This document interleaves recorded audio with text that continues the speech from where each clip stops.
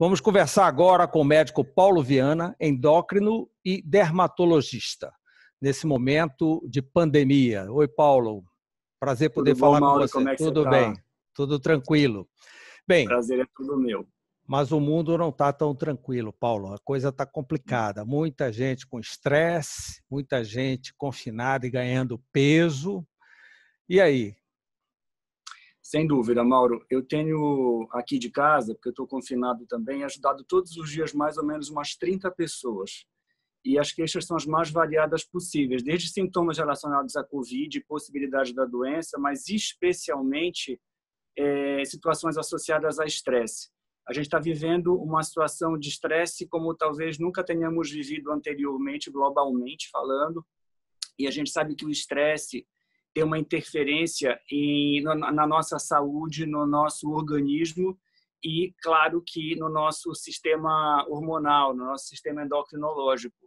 Ele atrapalha. Então, quando a gente está muito estressado, se isso é agudo, por exemplo, tem um ladrão atrás da gente, o estresse é bem-vindo, porque eu preciso escapar desse ladrão e preciso fazer isso rápido. Quando esse estresse é crônico, ele está no teu dia a dia, a gente tem a elevação do hormônio de estresse, que é o cortisol, e esse hormônio elevado começa a trazer alterações para a nossa vida, desde elevação de pressão arterial, piora do metabolismo dos açúcares com tendência a aparecimento de diabetes, alteração de colesterol e triglicerídeos, e ele altera alguns hormônios que estão associados com o controle de peso. Ele cria uma resistência à ação de um hormônio importante que chama leptina. A leptina é um hormônio que leva da periferia para o sistema nervoso central a mensagem de saciedade. Quando ele cria uma resistência ao hormônio da saciedade, Haja eu não comida. tenho saciedade, eu como muito mais. E esse hormônio também tem um efeito de melhorar o meu metabolismo. Então, se eu estou tendo resistência a um hormônio que melhora o meu metabolismo, eu vou queimar menos. Então, a situação é dupla. Eu, na verdade, como maiores volumes, tenho vontade de comer alimentos que são mais saborosos, que vão me trazer maior sensação de prazer, e eu estou queimando menos. Então, automaticamente, em situações de estresse crônico, eu estou predisposto a ganhar peso, a engordar. Né? E com tantas notícias ruins, a gente procura alguma coisa que traga algum Claro. tipo de prazer, né? Com certeza. E a comida normalmente é o que está acessível, é o que é seguro, é o que a gente pode fazer em casa ou eventualmente pedir num delivery, né? E normalmente, quando a gente está em situações de estresse, a gente não tem vontade de comer aquela saladinha habitualmente, né, com grelhado. A gente quer comer alguma coisa que vá trazer emoções, sensação. Uma sensação boa, é isso. Até para. Exato. Você quer comer aquele carboidrato, aquela torta, aquele doce, aquela massa, um pão cheio de embutidos. E normalmente, como isso vai se prolongar, está se prolongando por um período longo, a gente acaba tendo como fruto disso ganho de peso e piora metabólica. Paulo, o que é que você sugere para a gente amenizar a situação, já que não dá para resolver tudo? Isso. Eu acho que a gente tem coisas importantes. Primeiro, tomar café da manhã. A gente sabe que o café da manhã é a refeição que não deve ser pulada, mesmo em quem está fazendo jejum intermitente, que é uma coisa que a gente pode falar. A mais importante do dia, né? A refeição mais importante. Isso. Por que ela é mais importante do dia? Porque ela vai ativar o teu organismo e vai fazer com que você queime mais ao longo do teu dia. Então, tem um trabalho muito interessante que mostrou que uma quantidade idêntica de alimentos, se você consumir isso no café da manhã, em detrimento a comer isso no jantar, quando você come a mesma quantidade no café da manhã, a tua capacidade de queima de calorias é o dobro do que a mesma refeição, exatamente com a mesma quantidade de calorias consumida à noite. Então, aquela história que a avó da gente contava e dizia assim, olha, menino, não come muito à noite, come no café, ela tinha razão. Ela ainda não sabia o porquê, e agora a gente sabe. Um dos componentes do metabolismo, que a gente chama de gasto térmico como alimento, que corresponde a mais ou menos 10% de todas as calorias que a gente gasta no dia, cai 50% à noite. Então, quando eu como à noite, a capacidade do meu organismo de consumir energia para quebrar esses alimentos, transformando-os em alguma coisa que meu organismo vai utilizar é 50% menor. Então, eu queimo menos e, automaticamente, essa balança vai começando a ficar mais propícia para o quê? Para o acúmulo, para o ganho de peso, né? O exercício físico, já que nós temos previsão de pelo menos mais um mês nessa quarentena. Exato.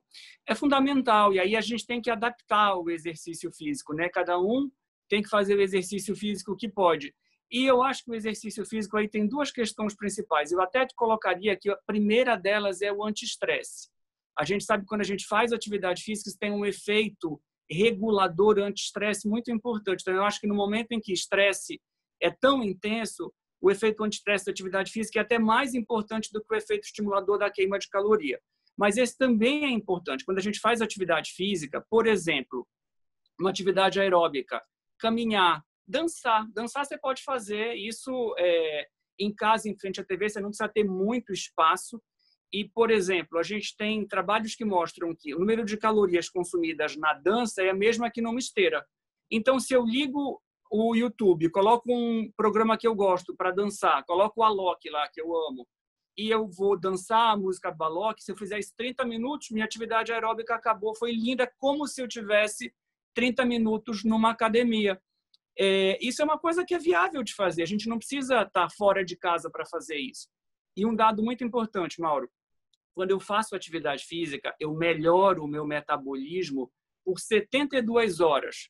Então, não pense que é simplesmente o ganho que eu tenho pela atividade que eu estou fazendo naquele momento. Eu melhoro todo o meu metabolismo fazendo uma regulação para cima em queima por 72 horas. Então, eu estou ganhando ali muito em termos de qualidade de vida, em termos de melhora metabólica e em termos de alívio de estresse. Agora, Paulo, todo esse tempo dentro de casa, confinado, com alguns medicamentos, todo mundo está ingerindo medicamentos de um modo geral. Quais as consequências? Sim. Qual o legado da Covid para a dermatologia? Então, a gente está tendo muitos problemas dermatológicos todos os dias. As minhas pacientes e pessoas que também não são meus pacientes, são conhecidos, entram em contato comigo, porque vamos começar por coisas simples. O que piora em relação à pele com o estresse? A gente tem uma doença que é desencadeada pelo estresse, que chama rosácea. É uma vermelhidão que a gente se envolve na região central da face, que pode ser deflagrada por situações como estresse, calor, frio, temperos, atividade física intensa, ingesta de vinho e etc. Isso tem no estresse um dos deflagradores e ela pode se manifestar como uma vermelhidão, ela pode se manifestar como pápulo, pústulas que lembram muito um quadro de acne. Então, às vezes, as pessoas entram em contato comigo e dizem: Paulo, eu estou desenvolvendo acne. E aí a gente vai fazer uma chamada de vídeo, vai olhar e, na verdade, ver que é rosácea, né? A gente tem tido muito isso. A gente tem tido piora dos quadros de dermatite seborreica. Dermatite seborreica é um quadro de vermelhidão e descamação que normalmente acontece em áreas de couro cabeludo, sobrancelha, região ao redor dos olhos e próximo das narinas. Fica vermelho de escama, coça um pouquinho e isso passa a incomodar. Aquela pele descamativa, irritada. Eu tenho sido bastante consultado em relação a isso. Mais acne também, mais psoríase, que é uma doença que pode ter os flares defragados por estresse. Então, a gente tem tido uma enormidade de patologias dermatológicas que se associam com essas situações novas. E uma outra coisa, quantas vezes você está lavando a mão por dia agora? É verdade. Aí aumentou. Não é? Muito mais do que a gente lavava na hora. E álcool em gel. E álcool gel. Exato. Então, o que acontece? Eu lavo a mão. Isso é uma coisa que eu acho que vale como uma medida de higiene que todo mundo tem que saber. Quando eu lavo a mão, eu lavo para utilizar substâncias que vão entrar em contato com a gordura que a gente tem na pele, gordura, óleo e sujeira.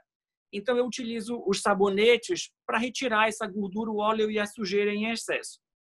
Só que eu não retiro só o que é negativo. Entre as minhas células da superfície, os corneócitos... Vai tudo, vai o positivo também.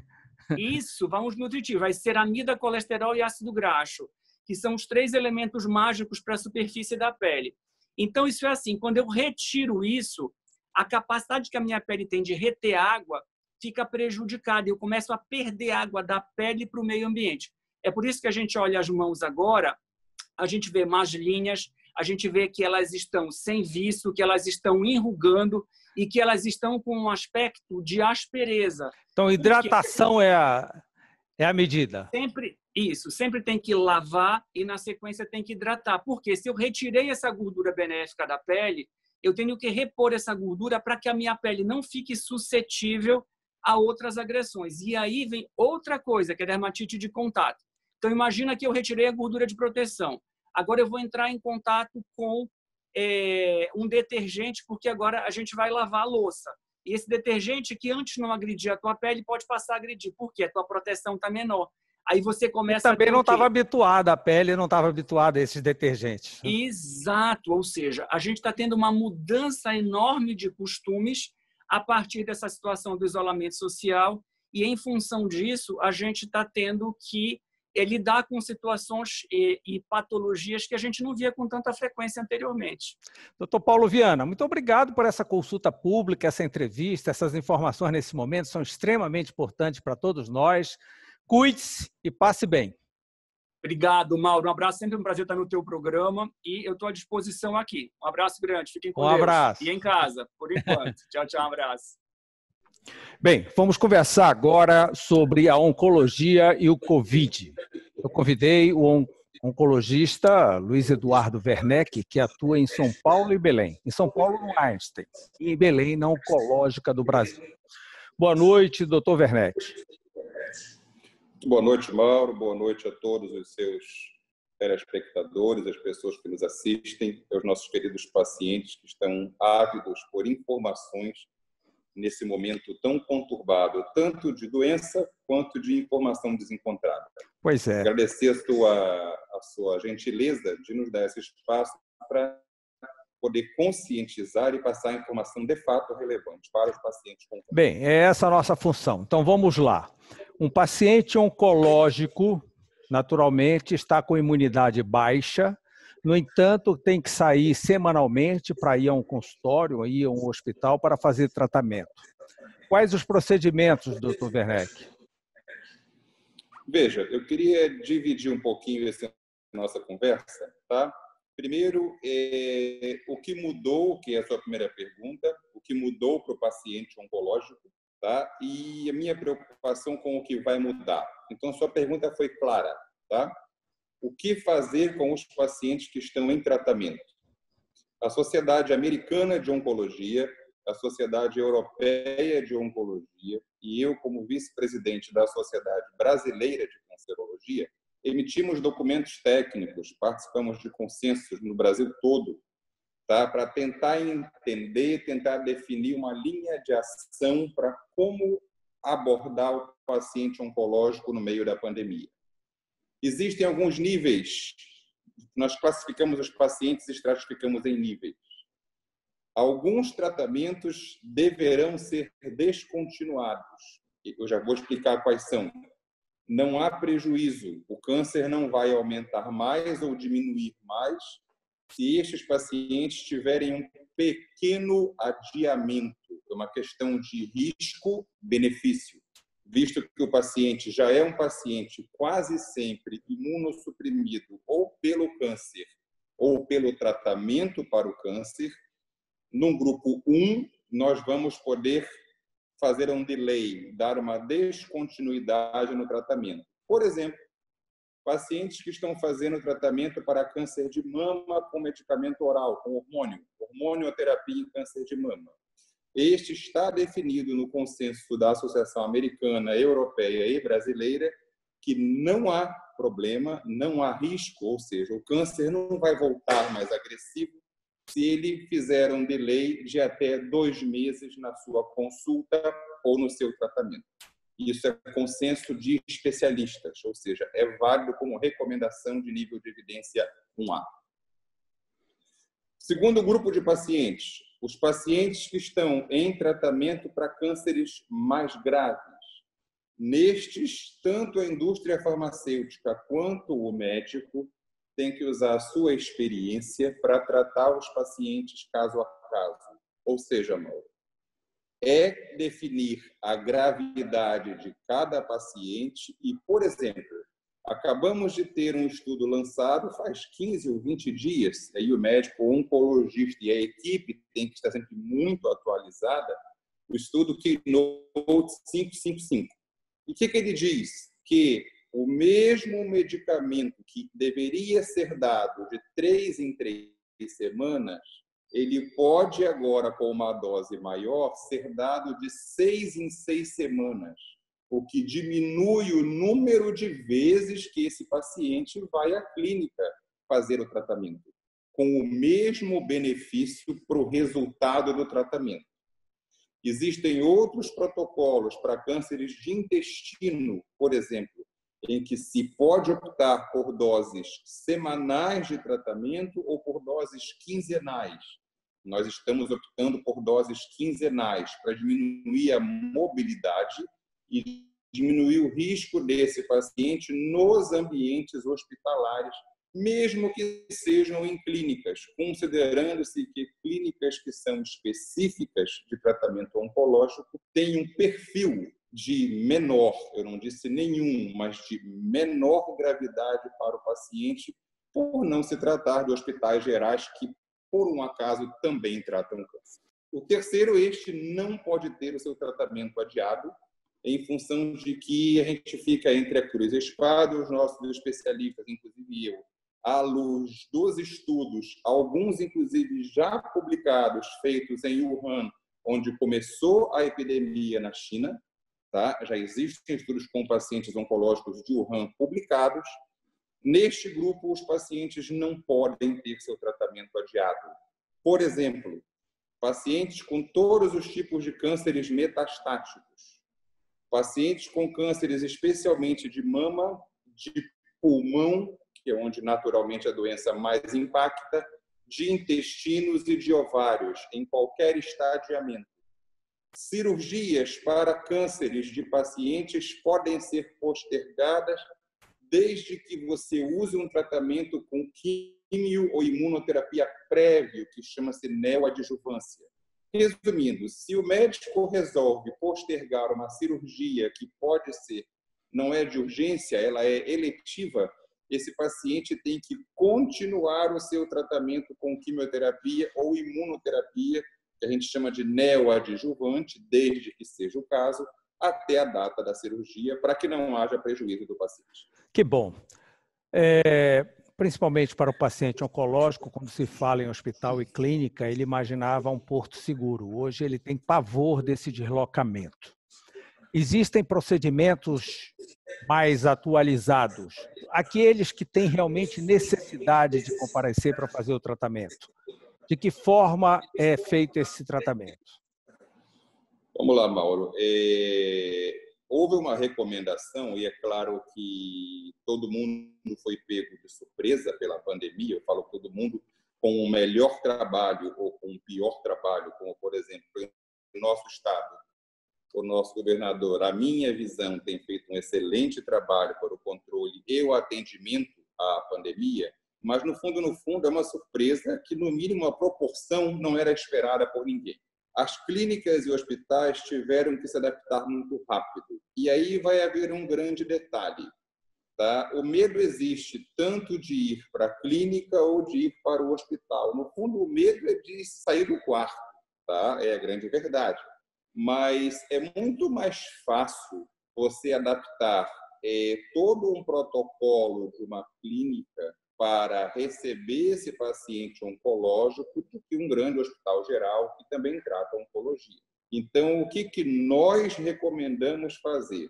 Tratamentos individualizados em suítes, ou seja, não naqueles salões que fazem as quimioterapias, mesmo que a distância entre os pacientes, entre as poltronas, seja recomendado pela vigilância, que é de mais de 2,5 metros. Existe uma RDC para isso e todos cumprem. Mas existe uma movimentação dos pacientes para ir ao toalete, dos enfermeiros. Então, essa mobilidade no setor pode atrapalhar e pode contribuir para uma infecção. monitoramento de fatores, sinais vitais, temperatura, pressão, saturação de todos os pacientes e colaboradores. Mas quanto mais isolado for o tratamento, mais seguro estará o paciente. Doutor Werneck, por falar em segurança, e os familiares de um paciente oncológico, os cuidadores dele, qual o procedimento mais apropriado? Mauro, e as pessoas que nos assistem, os nossos pacientes oncológicos, na realidade a recomendação é geral, tá? Nós temos que ter cuidados com as pessoas. No fundo, a proteção dos pacientes oncológicos, que em sua maioria, não quer dizer todos, estão no grupo de risco por serem idosos, por terem comorbidade, por estarem em tratamento com imunossupressivos ou outros tipos de droga, tá? Tem que ser muito bem organizado esse contexto. Que eu percebo que existe uma troca de acompanhantes nas consultas, nos tratamentos, isso precisa modificar, diminuir, definirmos um cuidador que vai auxiliar a família nesse momento, manter o paciente em casa, o oncologista vai tentar espaçar os tratamentos sempre que for possível, dentro daquela classificação de risco que é técnica, não é da cabeça de cada oncologista. Existe um memorando técnico a esse respeito, que todos devem conhecer. Dentro de casa, o paciente oncológico deve ficar um pouco mais isolado, um pouco mais protegido, naturalmente, tá? Pela condição de paciente que ele já tinha antes do coronavírus, e os serviços, os lugares, as clínicas, hospitais em que ele se trata, têm a obrigação de dar ainda mais segurança para esse paciente. Doutor Werneck, o que será a oncologia pós-pandemia? Esse é o grande detalhe, Mauro. Tá? Eu estava acompanhando, tá? E a gente vai ter surpresas, não na oncologia. Tá?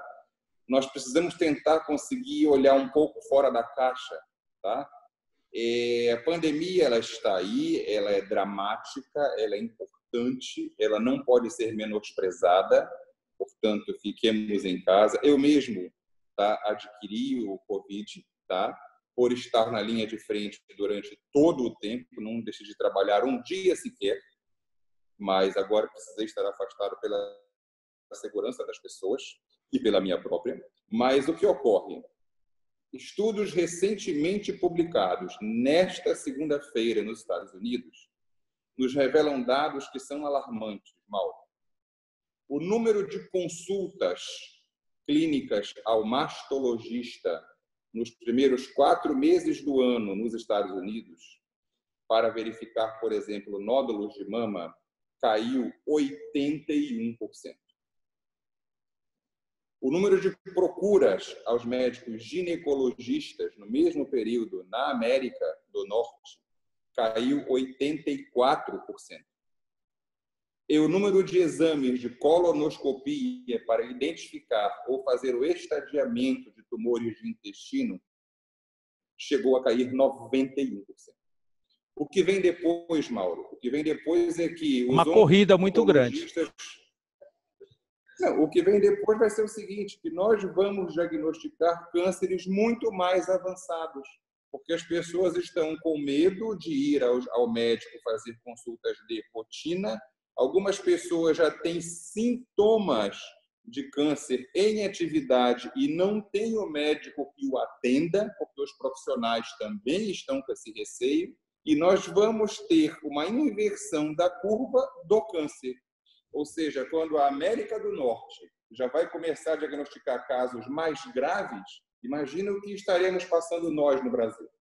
Doutor Werneck. Então, isso é o que virá depois, ou seja, o legado ruim vai ser esse. Doutor Werneck, o senhor deve inaugurar ainda este ano um hospital em Belém específico para oncologia, com 200 leitos. Qual é a grande expectativa em torno desse empreendimento? Na realidade, Mauro, a expectativa é parte de uma condição técnica. A nossa região, não só Belém, tá? O hospital terá abrangência de toda a região norte, tá? É que, em função das parcerias que nós estamos fazendo com hospitais internacionais, possivelmente com a região do Caribe e norte da América do Sul também. Mas qual é a questão, Mauro? A questão é que eu compreendo que o paciente oncológico ele é tão especial, que ele precisa ser tratado num hospital exclusivamente oncológico, certo? Hospitais gerais que também tratam câncer têm seu papel na comunidade, desempenham seu trabalho, mas eu não consigo desempenhar com a mesma expertise que um paciente oncológico precisa se ele estiver dentro de um arcabouço só de profissionais oncológicos. E isso vai ser um grande benefício, um grande prêmio que a gente vamos dar à sociedade da região norte do Brasil, essa nossa área tão carente de cuidados ultra especializados em saúde, especialmente em oncologia, com tudo que eu aprendi em São Paulo, tudo que eu aprendi no exterior e a minha equipe também. Bem, são 2 torres recém-construídas na esquina da 9 de janeiro com a Gentil, não é isso? Exato. São 10.800 metros quadrados de atendimento somente oncológico, 200 leitos, 30 UTIs somente oncológicas, 7 salas de cirurgia, uma híbrida com ressonância para pacientes com tumores cerebrais, a equipe de neurologia muito forte com a gente também. Resumindo, a ideia é que o paciente oncológico tenha tudo num único lugar, sem estar exposto às condições infecciosas, às condições de fluxo, às condições de urgências de outras especialidades médicas que não são a especialidade da oncológica do Brasil. E nem Doutor Luiz Eduardo Werneck, muito obrigado por essas informações, muito obrigado por essa entrevista. Cuide-se, que a Covid é brincadeira. É verdade, não é brincadeira, posso garantir que não. Boa noite. Boa noite, muito obrigado a todos vocês, Mauro, um grande abraço, muita saúde. Bem, obrigado pela sua companhia. Estaremos de volta na próxima segunda-feira. Espero que tenham gostado do programa. Boa noite.